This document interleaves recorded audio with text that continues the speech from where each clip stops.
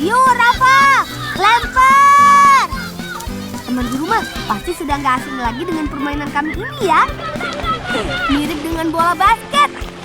Siapa yang paling banyak memasukkan bola ke dalam keranjang, tentu dia pemenangnya. Bedanya, permainan bola basket kami ini dimainkan di tanah yang berlumpur. Makanya kami juga nggak menggunakan bola basket betulan, melainkan bola takraw saja. Jadi memainkannya hanya saling oper bola dan berlari cepat.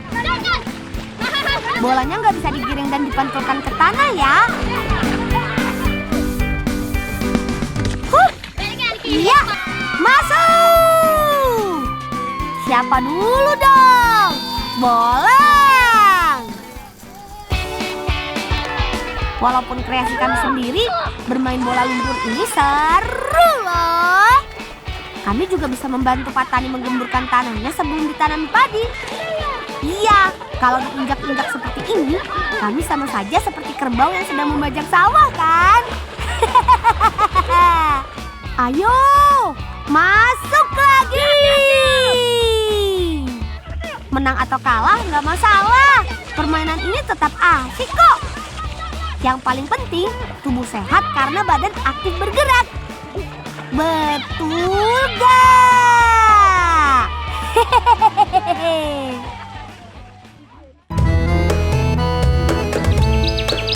Teman, lihat pemandangan sekitar kami ini.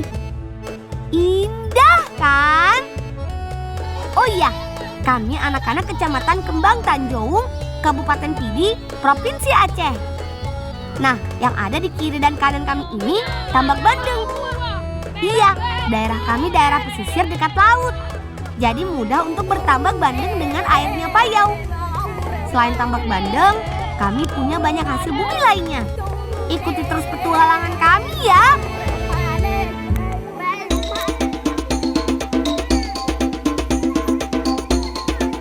Hari ini aku dan teman-temanku akan membantu Bapak untuk menebang batang pohon sagu.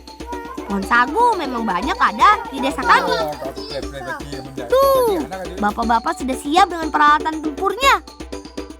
Karena menebang sagu membutuhkan keahlian, jadi dilakukan oleh orang dewasa saja.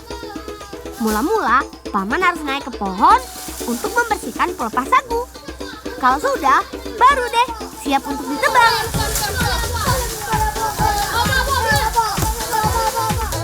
Ya, semangat Pak. Aku hanya bisa bantu doa saja ya. Nah, kalau sudah dipapas bagian bawahnya, saatnya ditarik. Inilah bagian kami beraksi. 1, 2, 3. Iya, tarik.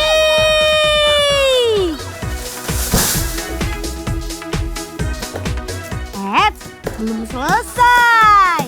Yang akan diambil dari pohon sagu ini bagian inti atau tengahnya. Jadi harus dipotong-potong dulu. Ukuran batang pohon sagu lumayan besar teman. Tingginya bisa lebih dari 7 meter dengan diameter paling besar 1 meter. Makanya untuk memotong satu batang saja dibutuhkan tenaga yang banyak. Kami yang kecil-kecil begini sih kebagian memotong bagian yang mudah saja. Nah, supaya mudah membawanya, batang sagu yang besar ini harus dibagi menjadi beberapa bagian. Sip! Sekarang kita dorong sampai ke pengolahan sagunya yuk! Berat sih! Ayo, semangat dorongnya!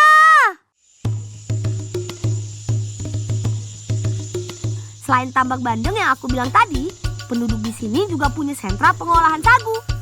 Seluruh bagian pohon sagu bisa digunakan. Daunnya bisa untuk atap, batangnya untuk tepung sagu. Hasilnya dijual untuk memenuhi kebutuhan sehari-hari penduduk desaku. Nah, ini dia tempat pengolahan tepung sagunya. Batang sagu yang kita tebang tadi harus dikuliti dulu. Kemudian diambil bagian intinya saja. Kalau itu sih nggak susah, biar aku saja yang mengerjakan. Karena batang sagu yang mengandung inti tidak terlalu keras. Mirip seperti busa styrofoam loh bentuknya. tapi ini.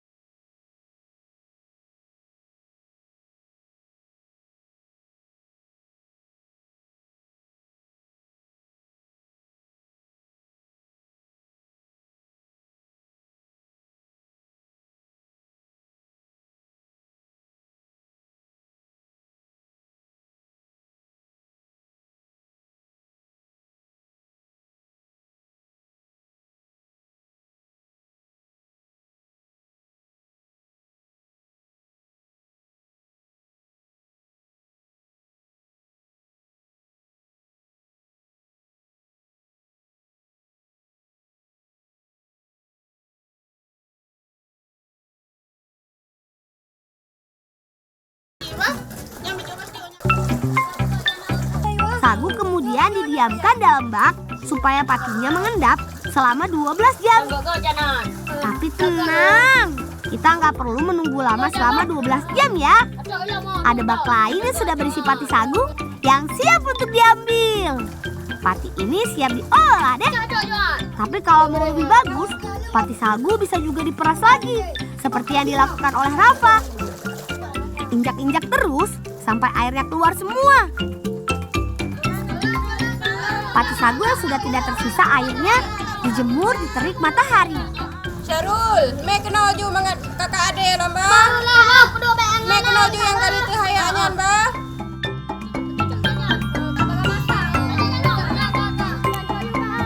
Sagu yang sudah kering harus diayak lagi supaya menjadi halus.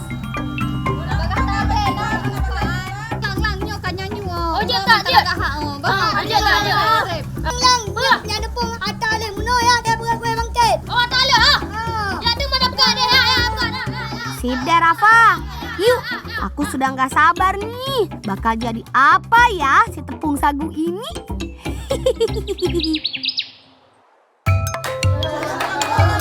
Ibunya Rafa ahli membuat kue loh.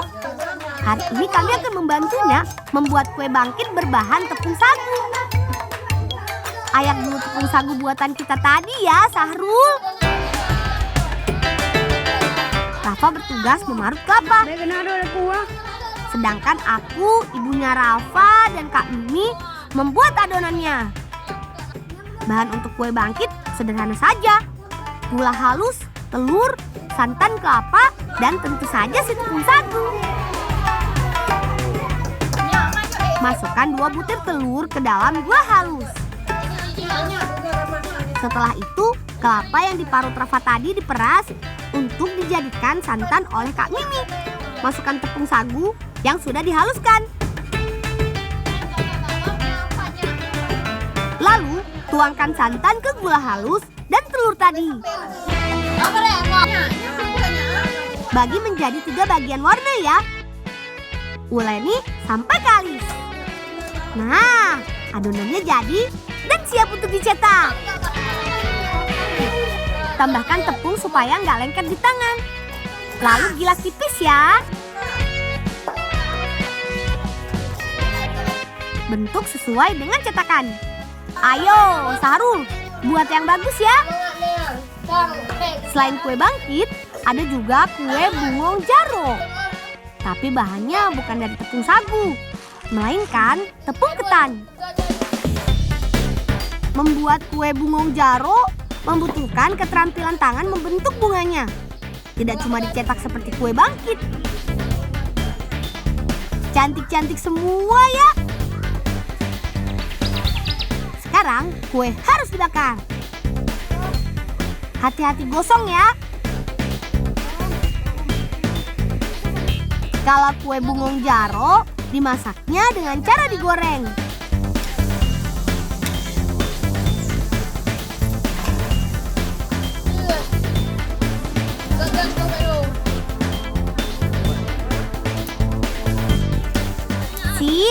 Ini dia, kue bangkit khas Aceh. Wih, cantiknya. Mau memakannya saja sayang. Kue bangkit biasanya disajikan dan dijadikan hantaran untuk acara pinangan.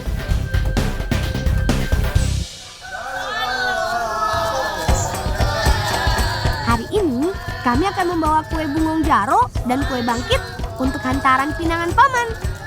Iya, pamanku akan meminang seorang gadis. Dan salah satu hantarannya ya kue bangkit yang kami buat tadi. Assalamualaikum. Waalaikumsalam. Setelah disambut oleh tuan rumah, barang hantaran pun diberikan ke keluarga calon mempelai wanita. Setelah itu, tuan rumah akan menyuguhkan hidangannya.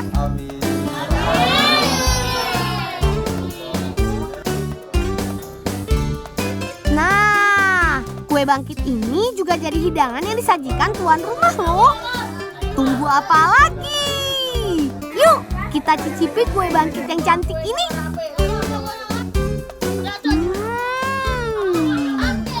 Enak, manis dan renyah.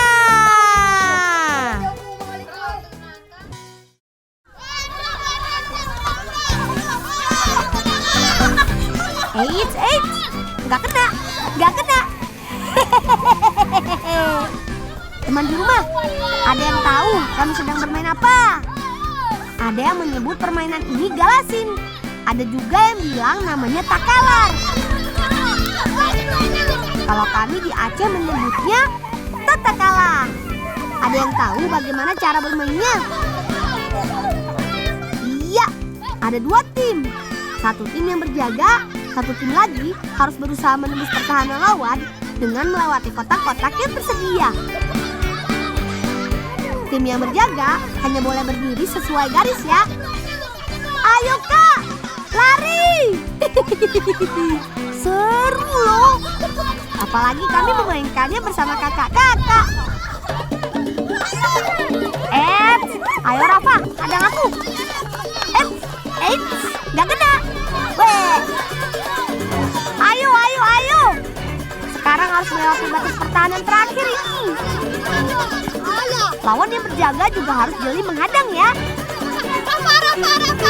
Kalau kena sedikit saja anggota bagian tubuh, artinya tidak bisa melanjutkan. Ya, berhasil. Bendera berhasil kami pegang. Tim kami memang juara deh.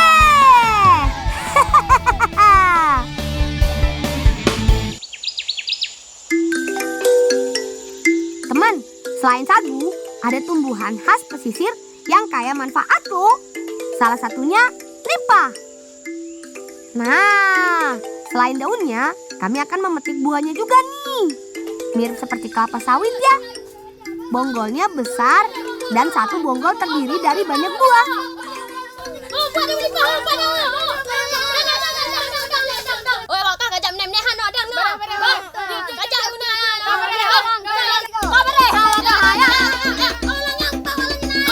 Mengambil buah lipa harus menggunakan golok. Makanya kami harus hati-hati supaya tidak melukai tangan. Potong pada tangkainya supaya kita bisa lebih mudah membawa buah nipahnya. Jangan lupa, selain buahnya, kita juga memerlukan daunnya. Sahrul dan Rafa, kalian kumpulkan buahnya saja ya. Biar aku dan Afrizal yang menebang daunnya. Pilih daun yang sudah agak tua ya. Potong pada bagian pangkal bawahnya. Berat sama dipikul, ringan sama dijinjing. Pekerjaan yang berat pun akan terasa ringan kalau dilakukan bersama-sama seperti ini ya kawan.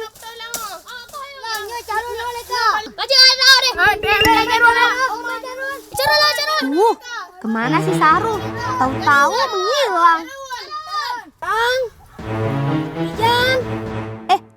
Tapi kedengeran suara si Sahrul tuh.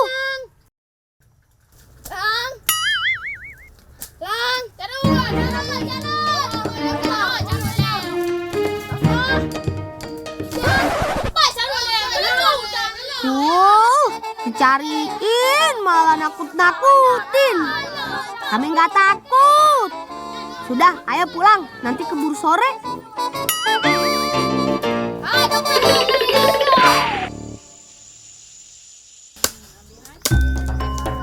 Buah nipah yang kami petik tadi akan diolah menjadi naga sari nipah. Sementara aku mengupas buahnya, yang lain menyiapkan bahan-bahannya. Harus hati-hati menggunakan pisaunya. Apalagi buahnya terasa licin di tangan. Keluarkan isi buahnya dengan sendok. Lihat, seperti kolang-kalingnya bagian dalam buah nipah ini. Sahrul menyiapkan kelapa yang akan diperas menjadi santan. Sementara Afrizal membuat wadah kue dari daun pisang. Membuatnya mudah kok, tinggal lipat di bagian sisi kedua daun, lalu sematkan. Kalau tugas Rafa, potong kecil-kecil buah nipahnya ya. Sekarang adonan kuenya disiapkan. Bahannya tepung hungkwe, gula, garam, dan santan. Tepung hungkwe terbuat dari sari pati kacang hijau. Jadi hasil akhir dari tepung ini akan bertekstur kenyal. Masukkan gula dari tepung, aduk rata. Kemudian masukkan santan. Aduk jangan sampai bergerindil. Adonannya jadi deh. Sekarang tinggal dimasak. Aduk terus sampai mengental. Masukkan sebagian buah nipah yang sudah dipotong kecil. Masak sebentar saja. Setelah itu bagi adonan menjadi 3 bagian warna. Tuangkan ke wadah daun pisang yang sudah dibuat Afrizal. Jangan lupa sisa buah nipahnya dijadikan hiasan di atasnya. Nah, sekarang tinggal tahap terakhir nih. Kukus naga sari nipahnya sampai matang. Oh iya, sampai lupa. Kami masih ada tugas membantu paman menambal atap rumah tambak nih. Kalau begitu, yuk teman-teman, bantu aku. Nanti kuenya kakak yang bawakan ke sana ya.